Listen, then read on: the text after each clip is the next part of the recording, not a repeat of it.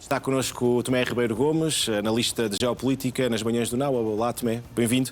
Olhamos então para estas declarações de Trump e sobre a falta do lado do Irão, sobre a possibilidade de não continuarem a fazer enriquecimento nuclear. Este plano de 10 pontos traz o Irão a mudar de posição, porque eles baixam as defesas e assumem que vão deixar de enriquecer urânio. É uma mudança de posição do Irão. Bom dia, Jerónimo. No entanto, é muito difícil ler isto de alguma forma que não seja uma derrota dos Estados Unidos. Porque o Irão não só, portanto, muda de posição, mas recua, se quisermos, à posição antes da guerra, porque já antes havia sinais de que o Irão estava disposto a fazer cedências na questão do enriquecimento de urânio. Aliás, o Irão sempre disse que não queria uma arma nuclear, portanto, oficialmente a posição não era assim tão distante desta. No entanto, agora vem aqui com novas exigências que coloca os Estados Unidos e que não tinha para colocar antes da guerra, nomeadamente esta questão do Estreito de Hormuz, portanto, poder ter ali um sistema de controle de cobrar portagens no Estreito de Hormuz, de decidir que navios é que passam. Isso é novo, não existia antes da guerra, desse ponto de vista é uma derrota para Trump. Por outro lado, Trump também mudou de posição na medida em que agora coloca em cima da mesa a possibilidade de retirar sanções económicas ao Irão. E isto é algo completamente novo, ou seja, com esta guerra o Irão pode ter conseguido aqui muita margem negocial que não tinha, embora a guerra tenha sido feita, provocada pelos Estados Unidos e por Israel. Desse ponto de vista, isto é não só uma derrota para os Estados Unidos, como é uma derrota feita pelos próprios Estados Unidos, certo? Não, é um erro não provocado, como se diz em ténis. Portanto, não há aqui razão nenhuma para Trump declarar vitória. Agora, se conseguir certas coisas, se conseguir a questão do enriquecimento de urânio, se conseguisse eventualmente que o Irão abdicasse de cobrar portagem em Hormuz, quer dizer, é possível que isto seja uma vitória para os Estados Unidos. Mas como as coisas estão agora, acho muito difícil. Que fase nova de gestão de Hormuz é esta que o Irão diz que está em curso? Sim, o Irão pode conseguir aqui duas coisas se puder cobrar ali a portagem. Para já, o que o Irão parece que está a fazer é criar um corredor mais próximo do Irão e mais distante do Omã, que é o país que está na outra margem do Estreito de Hormuz, possivelmente através da minagem do Estreito. Há relatos de que haverá ali minas que empurram os navios para a zona mais próxima do Irão, onde também tem ali umas ilhas que ajudariam a controlar. Portanto, geograficamente, parece que a coisa está propícia ao Irão deste ponto de vista. Depois, se realmente conseguir decidir que navios é que passam lá e cobrar portagem, o Irão tem aqui duas coisas. Por um lado, tem uma fonte de rendimento, que é naturalmente muito importante. Por outro lado, especialmente porque a economia do Irão se está, obviamente, a ressentir com tudo isto. Por outro lado, também consegue manter aqui, oficialmente, legalmente, uma forma de apertar um garrote sobre a economia mundial ou sobre países específicos em que o Irão diga, ok, agora os países que tiverem, os navios que estiverem relacionados com este ou aquele país não passam. De que forma é que, legalmente, o Irão pode, de facto, apropriar-se do Estreito de Hormuz?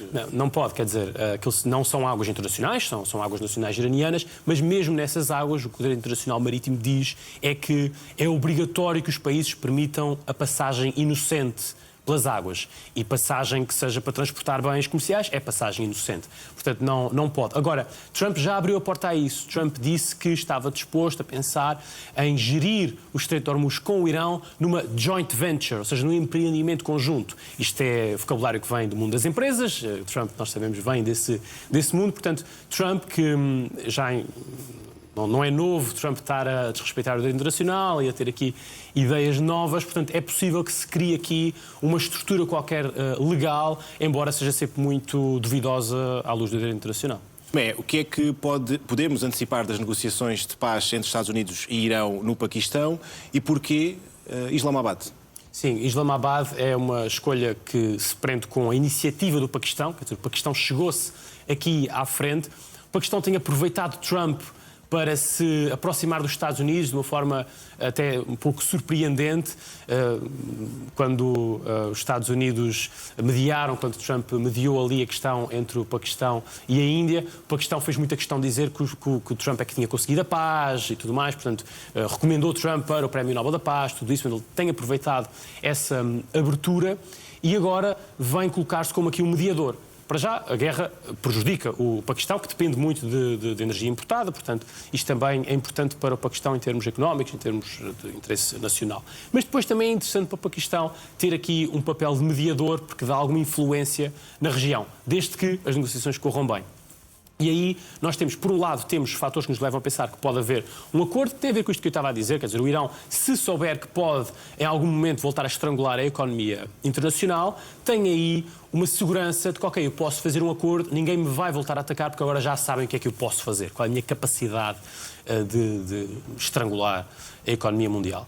Do lado de Trump, o que temos é o desespero em relação aos mercados bolsistas, em relação aos títulos da dívida norte-americana, em relação ao preço do combustível. Portanto, temos aí também muitas razões para fazer o acordo. O envio de J.D. Vance é interessante, porque J.D. Vance foi contra esta guerra desde o início. Sabemos, entretanto, depois de um artigo do New York Times há 3 dias, que explica muito bem o processo de decisão dentro da Casa Branca. Portanto, Vance foi contra isto desde o início, disse a Trump que achava que a guerra não devia ser feita desta forma.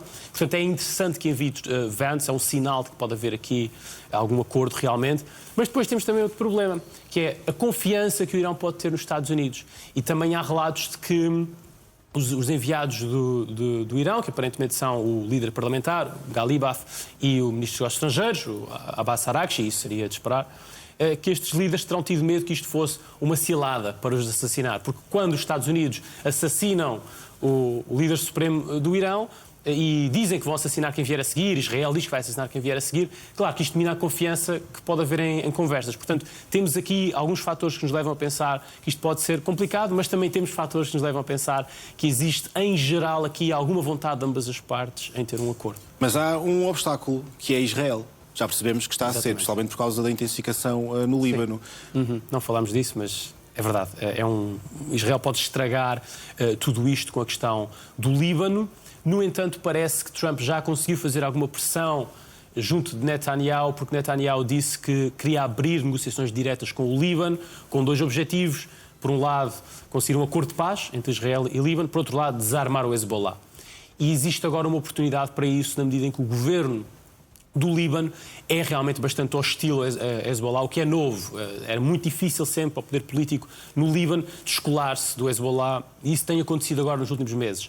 Agora, Israel, com os seus ataques, também faz com que seja menos provável que o poder político libanês consiga fazer isso. Porquê? Porque Israel está não só a matar pessoas, e isso radicaliza a população muçulmana xiita do Líbano, mas também a causar e a obrigar as pessoas a saírem das suas casas. E já há cerca de 1 milhão de deslocados mais internos no Líbano. Quase 300 mil são crianças. Vamos fazer uma curta pausa. Tomé Ribeiro Gomes está connosco em estúdio para analisar as últimas no Médio Oriente. Tomé, como é que a mesma comunidade internacional que não consegue travar crimes de guerra agora apela a que Israel cesse as hostilidades no Líbano? Não consegue. Ninguém controla Netanyahu. A não ser Trump, é a única pessoa que realmente tem algum poder de influência sobre Netanyahu. Temos aqui Merz, temos outros líderes europeus, inclusive o nosso primeiro-ministro português, que também tem feito este apelo, porque é realmente muito óbvio que os interesses estratégicos de Israel e de Netanyahu são diferentes do resto da comunidade internacional. Quer dizer, se pensarmos quem é que tem interesse em que isto continue, talvez a Rússia, na medida em que o aumento do preço do petróleo é muito favorável para o orçamento russo, que não estava nada famoso, mas de resto ninguém tem interesse em que isto continue. Quer dizer, todos os países asiáticos que dependem muito da energia que vem daquela zona, a Europa, que também depende, menos que os países asiáticos, mas também os próprios Estados Unidos, que são, em termos líquidos, um exportador de energia, na verdade também precisam destas importações para muitos produtos, e isso está-se a repercutir na economia norte-americana. Portanto, toda a gente sabe que agora vamos ter meses, mesmo que isto acabe agora, vamos ter meses de inflação, quer dizer, os choques disto vão ter de se repercutir por ondas através da economia, que é uma coisa para meses ou para anos, não só por causa do petróleo, mas por causa do gás natural, ataques de Israel, do Irão a infraestruturas de gás natural, que só, segundo o Qatar, só daqui a anos é que vão ser completamente restabelecidos a nível de produção. Portanto, toda a gente quer que isto acabe e agora começa a pressão sobre Netanyahu para que realmente ele não coloque a questão do Líbano à frente, esse desidrato estratégico israelita à frente de tudo o resto. Mas, novamente, ninguém tem, na verdade, como nós vimos desde o 7 de outubro de 2023, ninguém consegue influenciar realmente a política israelita, a não ser os Estados Unidos. E mesmo aí é complicado nós percebermos qual é a relação, até que ponto é que Netanyahu consegue levar Trump para trás. Porque, aparentemente, foi Netanyahu que convenceu Trump realmente a começar esta guerra nestes moldes contra o Irão. Como é que achas que a comunidade internacional passou a ver o Irão, se passou a ver de forma diferente com esta guerra no Médio Oriente? Passa a ver de forma diferente, quer dizer, continua a ser uma fonte de instabilidade regional, e dada a importância da região, instabilidade regional é instabilidade mundial, continua a ser uma teocracia, um regime autoritário, muito complicado, com uma rede de milícias que apoia e que fazem problemas em vários países da região. Continua a ser um Estado que pode transformar-se num Estado nuclear, no entanto, passa a ser um Estado muito mais credível em termos da sua capacidade de retaliar contra algo que lhe seja feito. Se antes pudesse haver quem pensasse que o regime era derrubável, agora é muito mais difícil pensar isso. A estratégia do Irão, por um lado, falhou, como nós já vimos aqui na primeira peça. Por um lado, a estratégia falhou porque as redes de milícias, a questão nuclear, os mísseis balísticos não impediram que houvesse um ataque de larga escala ao Irão.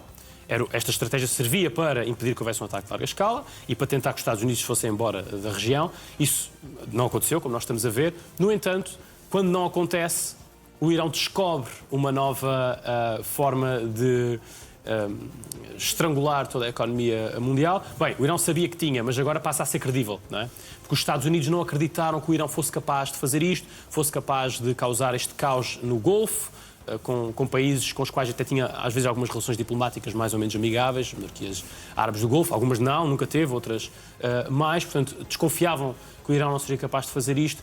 É capaz e, além disso, os Estados Unidos, com todo o seu poder militar, que nós ouvimos falar na peça, não conseguem eliminar a capacidade do Irão para continuar a causar esta instabilidade. Os drones podem ser lançados de qualquer lado. Os mísseis também conseguem esconder-se nas montanhas. Os Estados Unidos não conseguiram destruir a capacidade do Irão sequer de utilizar mísseis. Haverá minas no Golfo, é possível colocar mais minas, é muito fácil, quer dizer, são precisos barcos muito pequeninos para ir colocar minas no Golfo. E o que é que não aconteceu? Não aconteceu um derrubo interno do regime, portanto, não aconteceu uma revolta a qual Netanyahu aparentemente disse que Trump que isso ia acontecer, ia haver uma revolta iraniana que iria derrubar o regime. Não aconteceu. E, portanto, agora a comunidade internacional olha para o Irão e vê um problema de longo prazo, mas que tem de ser gerido. E já não com força, com agressão, mas com diplomacia. E já vamos também falar do papel dos proxies do Irão daqui a pouco. Tomé, dou-lhe conta agora